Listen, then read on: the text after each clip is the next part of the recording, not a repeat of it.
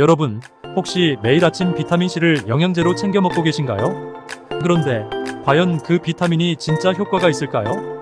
오늘은 우리가 매일 섭취하는 영양제가 과연 건강에 도움이 되는지 아니면 오히려 해가 될 수 있는지에 대해 알아보겠습니다. 비타민C와 폐암 예방. 먼저 비타민C에 대한 흥미로운 사실부터 시작해 볼게요. 비타민C는 면역력 강화에 좋다는 사실은 많이들 알고 계시죠? 그런데 놀랍게도 과일이나 채소를 통해 자연스럽게 섭취할 때는 폐암 예방 효과가 있다는 연구 결과가 있습니다. 하지만 영양제 형태로 섭취할 때는 그 효과가 거의 없다고 해요. 왜 그럴까요? 음식에서 얻는 비타민은 다른 영양소와 함께 흡수되면서 시너지 효과를 내지만 영양제는 그저 단일 성분으로 작용하기 때문이라고 합니다. 영양제의 효과에 대한 연구. 그렇다면 다른 영양제들은 어떨까요? 최근 연구에 따르면 대부분의 영양제가 기대만큼의 효과를 보이지 않는다고 해요. 오히려 그 효과는 플라세보 효과와 비슷한 수준이라고도 합니다. 정말 놀라운 사실이죠?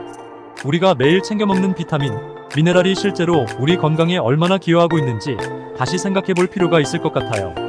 영양제의 위험성. 여기서 끝이 아닙니다. 일부 영양제는 건강에 해로울 수 있다는 사실도 기억하셔야 해요. 예를 들어 고용량의 비타민 O를 장기적으로 섭취하면 오히려 암 발생 위험이 높아질 수 있습니다. 비타민C도 마찬가지로 하루 일지 이상 섭취할 경우 심장 결석의 위험이 증가할 수 있다는 연구 결과가 있습니다. 영양제 섭취 시 주의사항. 그렇다면 우리는 어떻게 해야 할까요?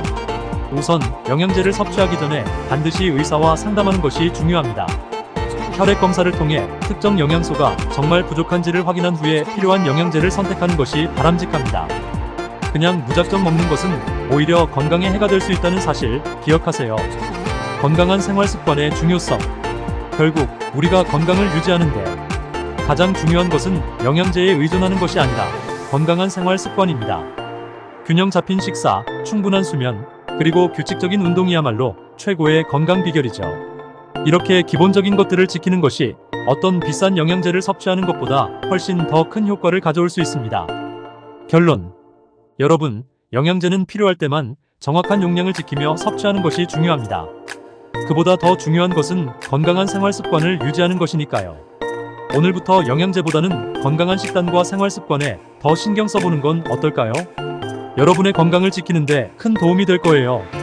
오늘 영상이 도움이 되셨다면 좋아요와 구독 부탁드리고요. 여러분의 생각도 댓글로 공유해주세요.